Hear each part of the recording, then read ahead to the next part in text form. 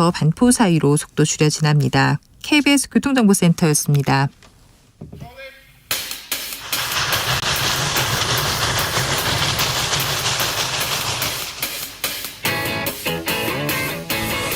오늘도 열심히 돌아가는 여의도 정치 발전소. 험한 전국 장씨 두 사람이 다리가 돼서 대한민국을 널리 이롭게 해보겠습니다. 정치 발전소 장앤장.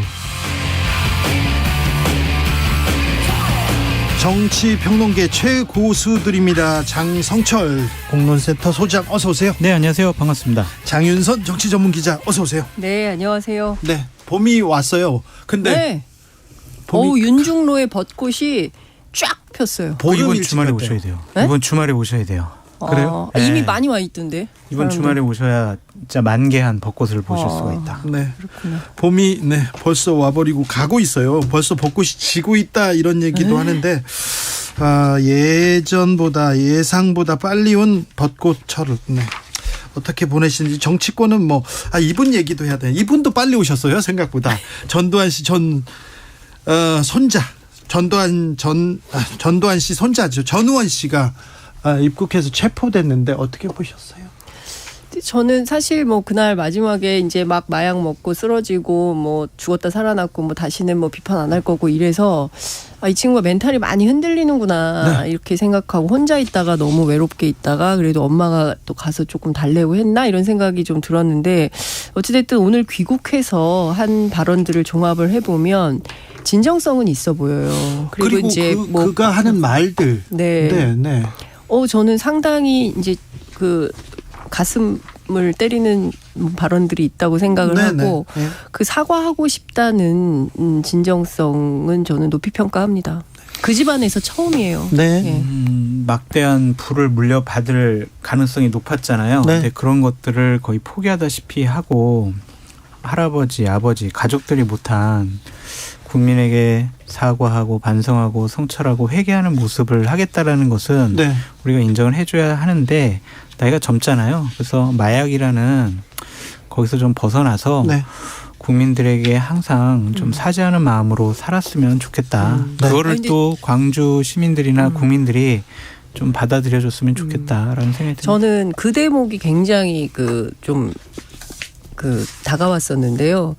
그러니까 이제 기자가 물어요. 당신이 마약하고 한 얘기이기 때문에 신뢰하기가 어렵다라는 비판이 있다라고 하니까 마약을 하지 않은 전 국민이 알고 있는 사안을 본인이 얘기한 것 뿐이다. 그리고 마약과 관련해서는 잘못된 행동이라고 생각을 하고 다시는 마약 같은 거 하지 않겠다라고 얘기를 했어요. 예. 전우원 씨가 하는 얘기가 전 국민이 알고 있는 사안이에요. 그런데 바로잡지 않았던 사안입니다. 그렇죠. 그런데 전우원 씨 말을 계기로 우리가 전두환 씨 비자금 그리고 그동안에 바로잡지 않았던 역사 사과 사죄 없이 그냥 가셨잖아요. 네.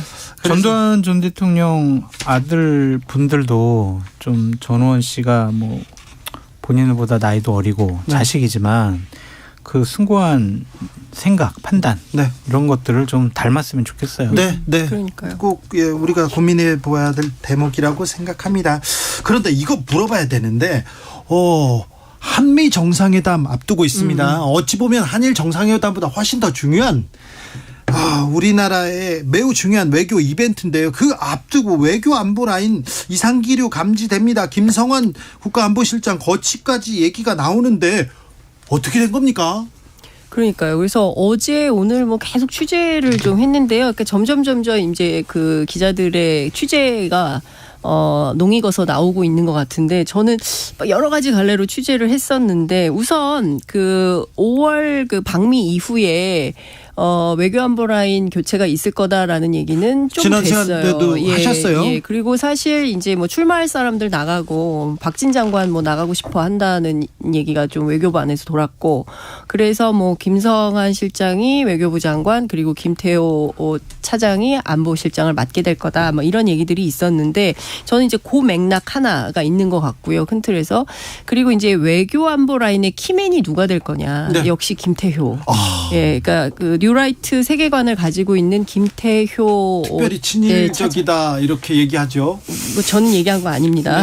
네. 제가 얘기합니다. 제가 이명박 정부 시절부터 얘기했던 내용입니다. 네. 기자들이 그렇게 판단을 하고 있대. 네. 대통령실 출입 기자들이 네. 그분과 얘기하고 나면 조금 힘들다라는 얘기를 좀 전해주긴 하더라고요. 근데 여하튼 그러니까 김태효 라인이 강화되고 있는 걸로 보인다라는 해석들이 그래요? 나오고 있습니다.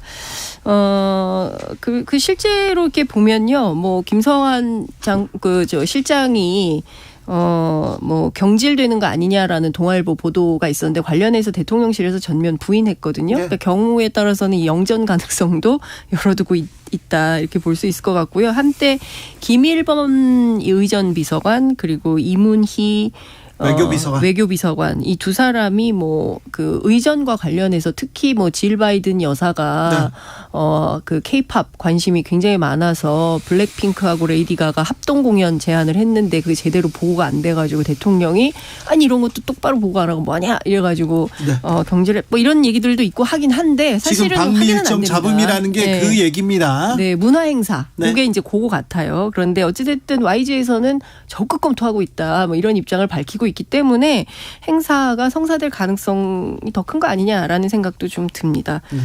결국 그런 소식 때문에 외교 라인이 지금 들썩거립니까? 저는 이랬으면 좋겠어요. 그러니까 대통령께서 김성한 안보실장의 이게 친미적인, 친일적인 그런 외교.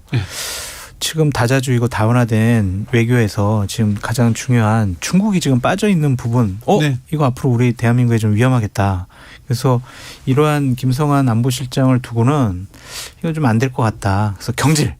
이런 식으로 해서 외교의 방침과 노선을 바꾸는 계기로 좀 삼았으면 좋겠다.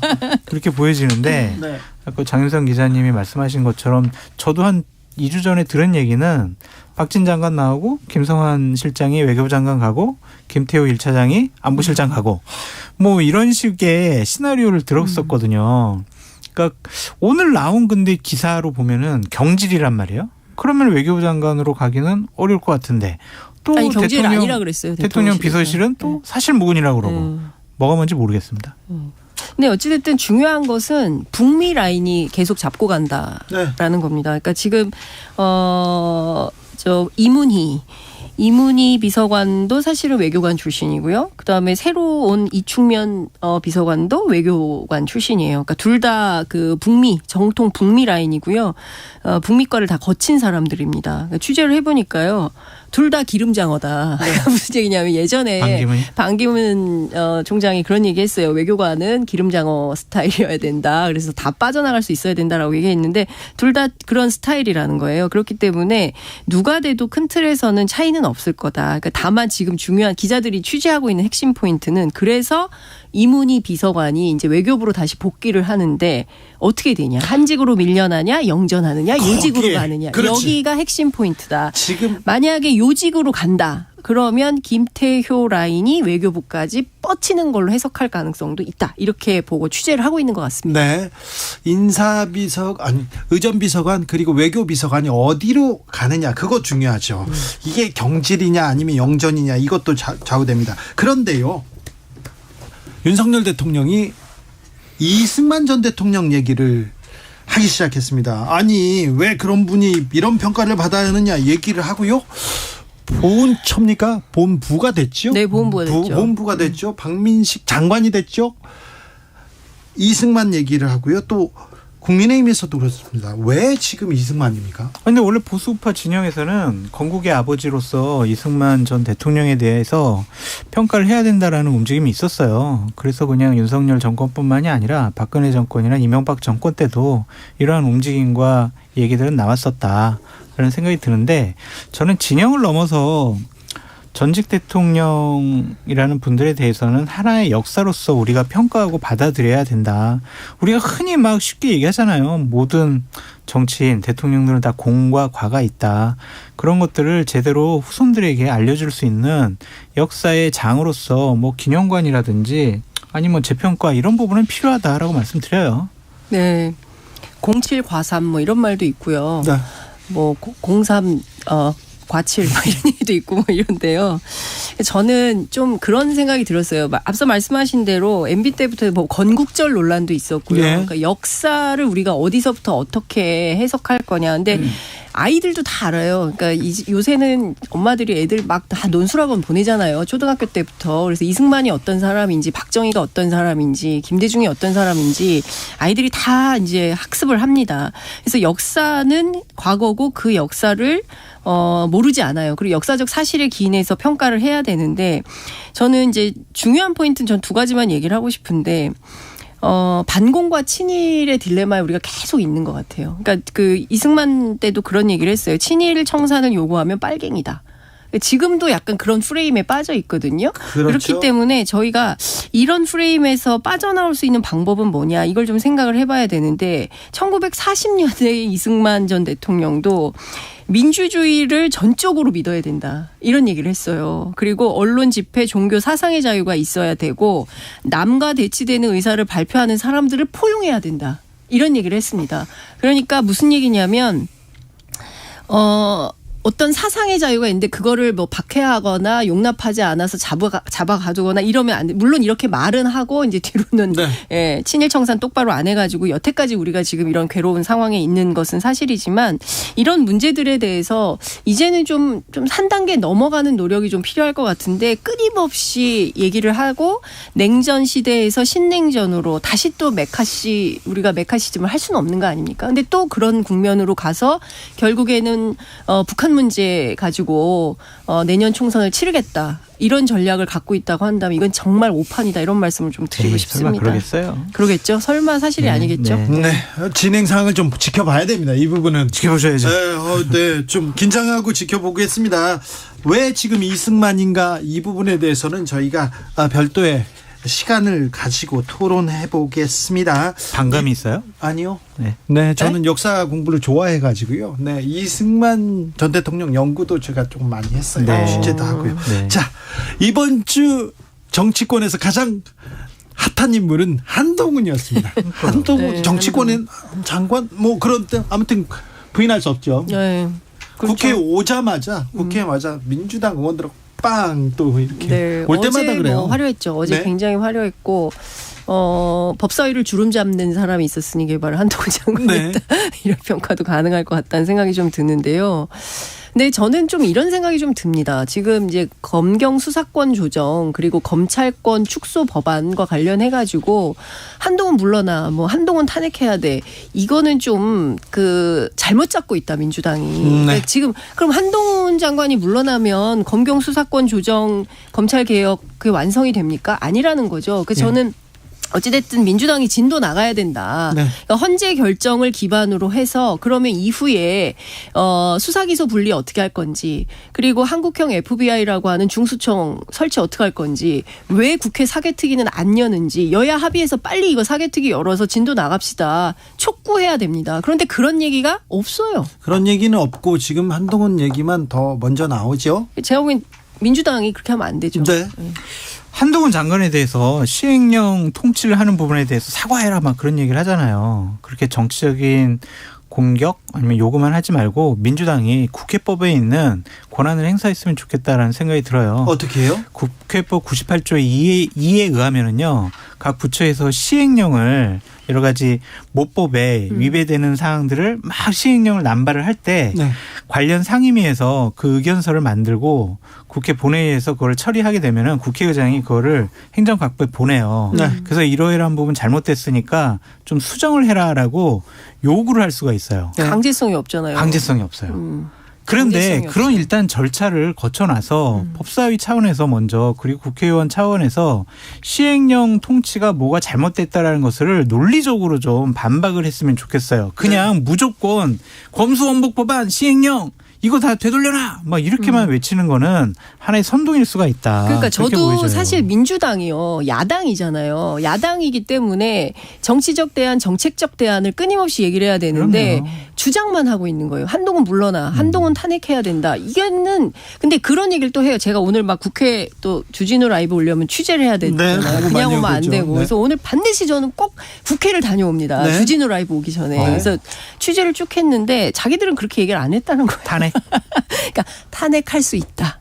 탄핵 가능성이 있다. 세 이렇게 분이 얘기한 그냥 건데 세 기자들이 탄핵한다고 그 썼다. 단어가 이렇게 워낙 얘기를 강력하잖아요. 해요. 그런데 그러니까요. 민주당 의원들 사이에서 탄핵 얘기가 나오잖아요. 네. 그러면 한동훈 장관이 굉장히 신나합니다. 막 웃어요. 어제 엄청 웃더라고요. 탄핵해라, 좋아요. 탄핵해달라. 예. 난 당당히 응하겠다. 아니, 그러니까 이런 거예요. 오히려 그 한동훈 장관이 정치할 수 있는 길을 민주당이 열어주고 있는 거예요. 아니 보십시오. 자, 검찰 출신이 대통령이 됐어요.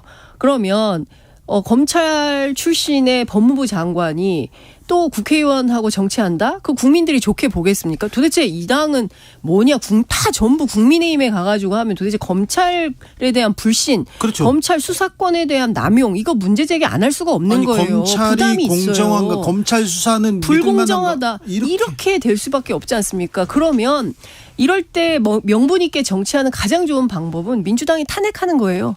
민주당이 탄핵하면 핍박받았습니다. 어떡합니까? 제가 나가서 정치라도 하지 않을 수가 없습니다. 국민 여러분 도와주십시오. 이렇게 된다니까요. 절대 그런 말은 하면 안 됩니다. 그러니까 민주당이 한동훈 장관에 대해서 사과 요구하고 사퇴 요구하고 탄핵 요구하기 전에 헌법재판소에서 어쨌든 당시 민주당 법사위원장이 국회 다수결의 권리 그런 것들을 침해했다.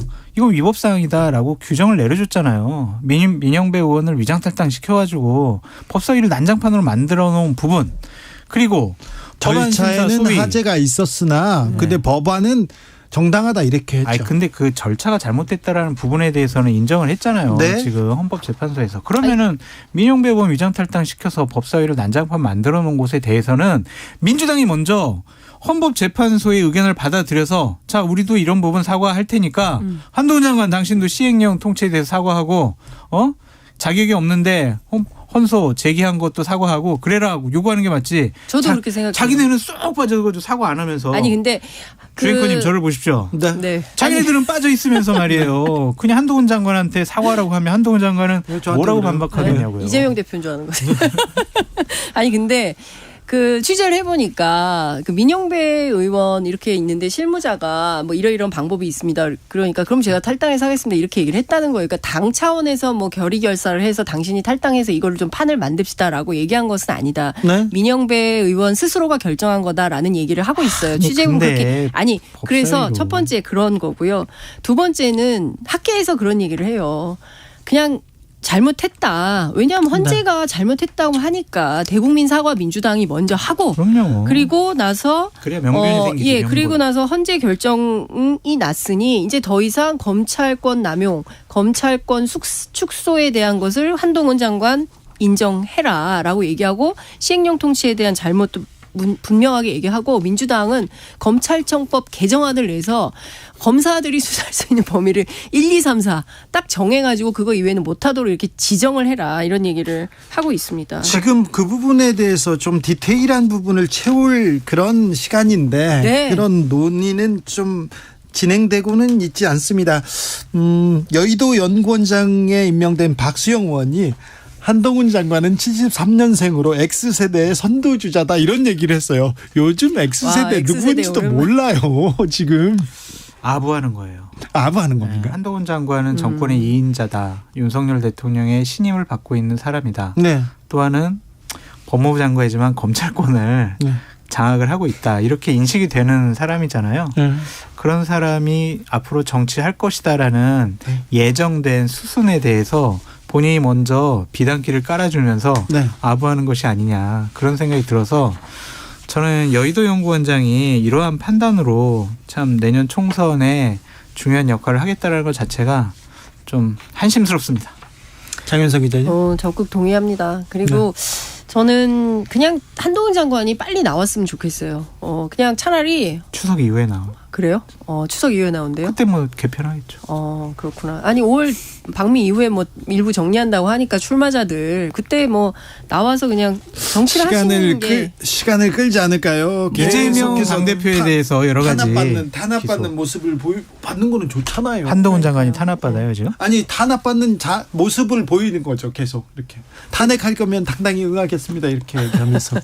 그러니까 아무도 그렇게 생각 안 할 것 같아요. 한동훈 장관이 무슨 박해받고 있다고 아무도 생각 안 하고요. 네, 말씀하십시오. 사실 듣겠습니다. 어제 아니 어제 국회 법사위만 보더라도 김도우 위원장의 그 공손한 태도 이걸 보면 회의 진행에 있어 아니 장관님 하실 말씀 있으시면 더 하셔도 됩니다. 엄청 배려를 하는 거예요. 한동훈한테 잘 보이려고 지금 한다. 아까 아부 얘기 나왔는데 진짜 그렇습니까? 분위기가 국민의힘? 아니 저는 박수영 의원이 한 얘기에 대해서 제가 분석을 한 겁니다. 네. 국민의 분위기는 잘 모르겠습니다. 그렇습니까? 네. 에이 그래도 뭐 지금 근데 기대가 많은 거는 같아요. 네. 일단은 박수영 의원이 먼저 운을 뗐지만은 내년 총선에 얼굴로 뭐 선대위원장으로 아니면 다른 어떤 중요한 역할을 함으로써 저는 희망사항일 거라고 보는데 MZ세대와 수도권에서 네. 중도 표심을 끌어올 수 있다라는 착각을 좀 하고 있는 것 같다라고 네. 좀 말씀을 드립니다. 근데 현재 한동훈 장관이 저런 모습을 보이면은요. 지지층의 결집, 결속, 환호 이런 거는 받을 수 있지만 외연 확장하는 데는 상당히 어려울 거예요. 그러게요. 저기 수도권과 젊은 세대의 한동훈이라 지지층 결집 얘기하셨는데 지지층 결집은 뭐 하나만 그게 더 정광훈 말씀드리면 목사도 네. 기본적으로 그 공직을 했던 분들이 정치인으로 탈바꿈하려면은요 권력에 항거를 해야 돼요. 권력의 부당한 압력, 지시 아니면 행동들에 대해서 항거를 해야 된다니까요. 그래야 국민들이 그래 맞아.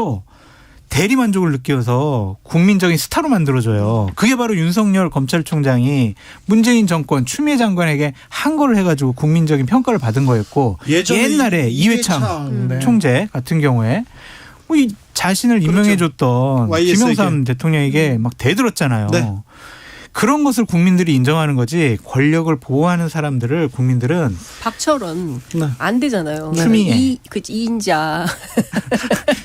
언제적 박철원을 지금 노태우 때 박철원을 얘기하세요. 네. 가까운 사례가 있잖아요. 네, 추미애 가까운 사례? 추미애 장관. 장관. 네. 여하튼 법무부 장관. 그 추미애 장관이 권력에 아첨했나요? 그런 건 잘 그러니까요. 모르겠어요. 그런 스타일은 권력을 아니니까. 보호했잖아요. 네. 문재인 정권 보호하고 민주당을 이건 뭐 보호하고. 장관이니까 뭐 그럴 수 있죠. 네. 아니 그렇게 추미애 장관한테는 관대하게 하시면서. 한동훈 장관에 대해서 너무 가혹합니까? 네. 네, 공평하게 하겠습니다. 네. 근데 여하튼 제가 보기에는 중도 소구력은 별로 없을 것이다라는 네. 생각은 합니다. 그리고 맞아요. 너무 오만해요. 그러니까 어제 보면은 권인숙 의원이 계속 묻거든요. 그래서 5대4 이겼습니까 졌습니까? 뭐 어떻게 재판을 이겼냐 재판이 이겼냐 졌냐가 제일 중요한 거예요. 그런데 끝까지 인정을 안 합니다. 그러니까 이런 태도에 대해서 국민들이 보기에 특히 중도 표심이 보기에 좋은 점수 주기 어렵죠. 그러니까 한동훈 장관이 정확한 말씀이 교만하고 오만한 모습으로 비춰지고 있어요.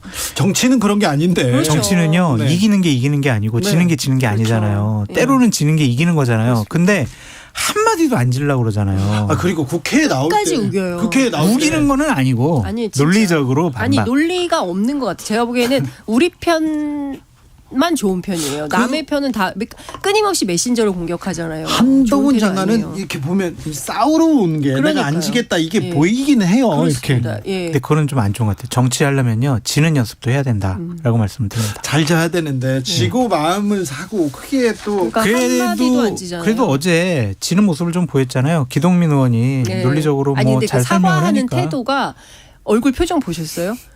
사과해도 뭐라 그래. 사과하는 에이. 사람의 표정이 아니에요. 자, 여의도는 그냥 그런데 진정성이 한다. 없어요? 네. 자, 여의도는 지금 의원들 네. 지금 원내대표 선거 누가 아, 네. 되냐 여기에 관심이 있죠. 맞아요. 네. 난리예요. 그런데 지금 민주당도 그렇고 국민의힘도 그렇습니다. 맞아요. 그런데요. 제가 오늘 재밌는 얘기를 들었는데 진짜요? 언론은 엄청 관심이 뜨겁잖아요. 그래서 김학용이 될 거냐, 윤재옥이 될 거냐, 뭐 수도권이냐, TK냐, 뭐 MG냐 어쩌냐 막 엄청 분석을 하고 있습니다. 뭐 4선이냐, 3선이냐 막 언론은 분석을 하는데 국민의힘 의원들은 별로 관심이 없대요. 관심이 없어요? 네, 그래서 당일날 연설을 어떻게 하느냐가 되게 중요할 것 같다. 아, 둘 다 친윤이고 네, 둘 다 그 뭐라고 표현하냐면요. 아이 뭐 자기들끼리 하는 건데 뭐 그렇게 얘기를 하고 있어요. 그러니까 어차피 친윤끼리 하는 거기 때문에 특별한 관심을 사람들이 갖고 있지 않다. 그래서 당일날 좀 봐야 될 것 같다라는 얘기를 좀 하고 있고요. 그리고 이런 얘기도 합니다. 아니 우리 당이 이대로 총선 간다고 생각하십니까? 비대위 아니 뭐 비대위까지는 아니더라도 이 분위기 계속 이어질 거라고 생각 안 한다. 왜? 지지율이 너무 안 나온다. 그리고 MZ세대 젊은 층으로부터 전혀, 그리고 수도권으로부터 전혀. 지금 이 판으로는 결국은 영남 지역당 신세를 못 벗어날 게 자명한데 이거 되겠냐? 안 된다. 원내대표 중요한 자리인데 중요한데 중요하게 그렇죠. 안 생각 안 해요? 근데 그렇대요. 뭐 김학용, 윤재욱 의원 두 분 다 훌륭한 분이시라서 의원들의 현명한 판단으로 원내대표가 뽑힐 것으로 예상됩니다. 알겠어요. 네. 네, 어디 훌륭하십니다. 모범 답안을 얘기하고 계세요, 갑자기? 민주당은 누가? 민주당은 지금 홍익표, 박광온 플러스 이원욱 그리고 이제 김두관. 그러니까 박광온, 이원욱은 이제 합의할 것 같아요. 그래서 새 3파전 보는데 전반적으로 오늘 회관을 다녀보니까 홍익표 의원이 우세하지 않냐 이런 전망을 하는데 정작 홍익표 의원한테 제가 물어봤어요. 의원님이 제일 우세하다는데 어떠세요? 무슨 소리예요? 끝까지 봐야 됩니다. 모릅니다. 알 수 없습니다. 165명 네. 몰라. 알 수 없습니다라고 네. 얘기합니다. 알 수 없어요 얘기하는데 자 이재명 민주당 대표 당직 개편했습니다. 어떻게 보십니까? 나는 절대로 공천권을 놓지 않겠어. 의원들 조심해. 그걸로 읽혀집니다. 그렇습니까? 네. 근데- 사무총장 네. 그 자리는 공천권에 실무적인 작업을 하는 네. 아주 중요한 자리거든요. 제일 중요한 거긴 자리죠. 절대로 안 바꾸겠다라는 거는 뭐 공천권 안 놓을 거야. 아니 어떡할래? 당 대표인데 네. 그럼 다 놔야 그것도 돼. 이해가 돼요. 네. 전 이해가 돼요. 맞아요. 시간이 이해가 돼요. 별로 없어가지고 길게 말씀 못 드릴 것 같은데 취재를 해보니까 조정식 개인에 대한 불만은 별로 없어요. 그분은 뭐 신사고 워낙 뭐 좀 평가가 좋아요. 그리고 뭐 남한테 뭐 험담하고 각세우고 이런 분이 조용하게 국민의힘에서도 있는 좋아해요. 듯 없는 듯 이렇게 일하시는 분이라서 그래요. 좀 그런 분위기예요. 그래서 조정식 개인에 대한 불만이라기보다는 31 플러스 알파 무슨 얘기냐면 지난번에 가표 플러스 알파의 인원들이 그렇죠. 누구냐 이거를 좀 색출? 확인을 하고 아니 색출은 아니고 확인을 좀 하고 확인과 색출의 근데 핵심은 단어를- 뭐냐면은 공천에 있는 것 같아요. 그렇죠. 김종민 지역구의 황명선, 양기대 지역구의 양희원영 이렇게 친명 비명 간에 실제로 사람이 왔다 갔다 한다. 거기서 프레임카드 이거 걸고 매우 다녀요. 프레임카드 건다. 이거 네. 매우 불안하다. 왜 이러냐. 마치 아닌 척하면서 친명 꽂는 거 아니냐. 이런 불안감이 있는 것 같아요. 그 사실은 총선 불이익. 이 공천 불이익에 대한 어떤 불안증만 확실히 해결이 좀 되면 이재명에 대한 신뢰는 생길 수 있고 이대로 우리 총선 간다 이렇게 얘기하더라고요. 그런데 조응천 의원 목소리 근데 화가 많이 나셨던데요. 네. 근데 모르겠습니다. 근본적인 해법 이재명 물러나라 막 얘기하던데요.